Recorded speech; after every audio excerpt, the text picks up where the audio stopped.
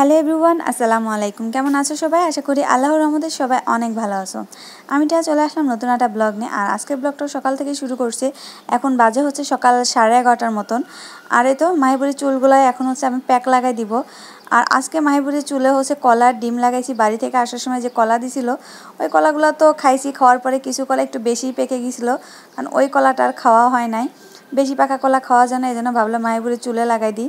মাশাআল্লাহ, মাহিবুরের চুলে লাগানোর পরে মাহিবুরের চুলগুলো অনেক সুন্দর নরম হয়েছে, অনেক সফট হয়েছে। আর মাহির চুলে প্যাক লাগানোর পরে আমি আধা ঘন্টা পরে আধা ঘন্টা লাগাই রাখার পরে ওটা আমি গোসল করে দিছি। তারপরে এই তো চুলগুলো এখন অনেক সুন্দর লাগতেছিল দেখতে, মানে চুলগুলো ধরতে বেশি ভালো লাগতেছিল। আর চুলে কলা দিলে সাগর কলাটাই বেশি ভালো হয়। এটা হচ্ছে চাম্পা কলা দিছিলাম আমি, কারণ আমি মাহির চুলে অনেকবার কলা দিছি, এই জন্য দেখলাম যে সাগর কলাটা দিলে সবথেকে বেশি ভালো কাজ করে। আর এখন হচ্ছে মাহিবুরের চুলগুলো একটু আস্তেই দিচ্ছি। আর মাহিবুরের চুলে প্যাক লাগানোর পরে পাশে পাশে ভাবি আবার তেঁতুল দিয়ে কাঁচা আম মাখানো দিয়ে গেছে। এটা হচ্ছে ছোটো যে কাঁচা আমগুলো আছে ওইগুলা। মাশাআল্লাহ, অনেক ভালো লাগছিল খেতে, অনেক মজা হয়েছিল। আর যে পরিমাণ গরম পড়তেছে, এই গরমের মধ্যে কিন্তু টক জিনিস খেতে অনেক বেশি ভালো লাগে। আর ভাবিকে অনেক ধন্যবাদ যে এত সুন্দর একটা খাবার দিয়ে যাওয়ার জন্য। আর আমি হচ্ছে ওই আম মাখাটাই খাচ্ছিলাম। আম মাখাটা খেয়ে তারপরে হচ্ছে দুপুরে রান্নার ব্যবস্থা করব। যেহেতু 2 দিন আগে বাজার করছিল, এখানে পাট শাক আর পুঁই শাক আনছিল। আজকে হচ্ছে পাট শাকটা ভাজি করবার, পুঁই শাকটা তো গতকালকে ভাজি করছিলাম।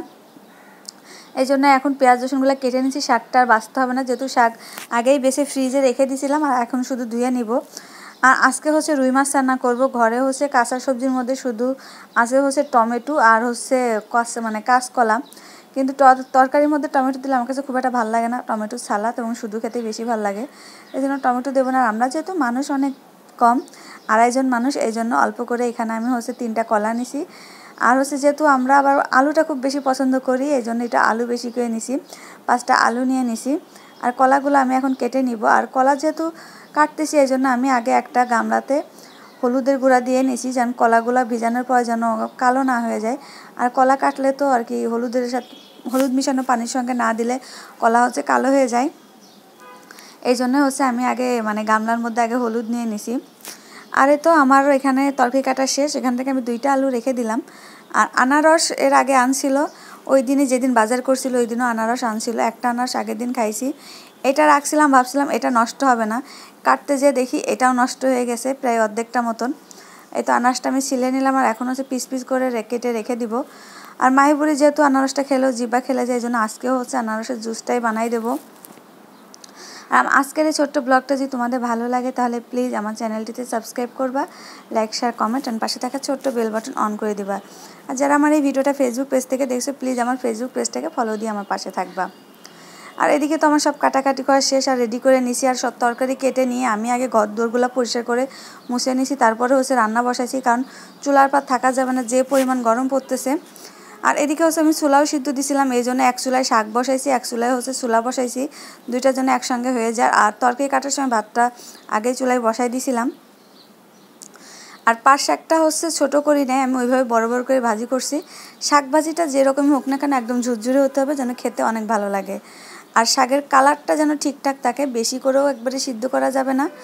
আর শাকটা যখন আমি ভাপ দিছিলাম, তখন হালকা ভাপ দেওয়ার পরে লবণ পানি ছাড়ার পরে আমি ওই পানিটা ফেলে দিয়ে তারপরে হচ্ছে চুলায় বসায় রেখে আস্তে আস্তে করে নেড়ে ছেড়ে সিদ্ধ করে নিছি, যেন শাকের কালারটা যেন নষ্ট না হয়।